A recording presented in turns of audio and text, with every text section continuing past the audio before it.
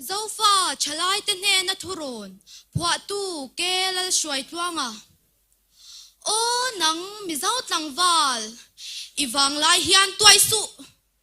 chem pui tuai nem chu angan tak nemo iwang lai hian chol tuining zuwa chol tum su chol na omni se arvi ko re chua pang he ning zuwa hian lim na zong su ining zu in ai na sa inan ningang che ho te u zing zu in ban sanin tuisik in tam izirang u tuisik in awangin tu man tual chara buai na an chok chuak ngai si lawa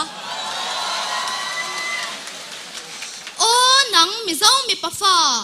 rui hlau doi vain om su la iram le nam tan har phim ro iwang lai hian na thok la i than tui luang ro se chu chu rang kadar tui tlukin ahlusi a iram le nam chan turin sang taka ipuan ven soi ching la iding le vaya sa atla e nam dang ke mi nge mai chu cher mai chi in iram le nam tan pen chuak ro o nang mi zau nu la inulat pui te zuna wai tum su kha zun leng kha mi patana zamani kha thing phang ma pa ang main par chuang ve ngot su an kit chuk mayang che iram le nam tan par vulla ipar su thum hi nam dang wa khwai te in nang fak nan phal su nam dang ke chala to na thang khwan dim lo la sial rang shin thei nan iram le nam tan I chul vong thiang lim ro iram le nam tan I nam shui sui mar la I chin lung chua pui val moi zun leng chau phur ro ni e nam dang zun nen phur pol hau su I mo itan her se buk noya se thu di lan puya I zau na thak pui chau thangang che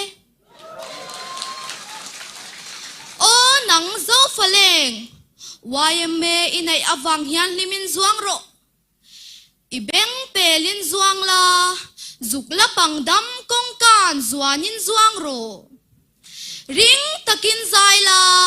do sang pelin zai mai ro apoi nemo zing chian bo ar po zai khal mai la o nang YMA sel na an ka itong chi nem ni don toy pa kam chuak anima na nang chuan zo nun zemoi tlom ngai na hlu hi tuai tir tlai rol lam lian chom takin I chom nung china riang vai chan hai te I hai ngai lawa chan pui ngai te chan pui turin I chan atleu ngai heklo chiat na le lung ngai na zan thim hnuaya zo faleng te mai cher ini a chel mi rual lovin khovel mi te mit mua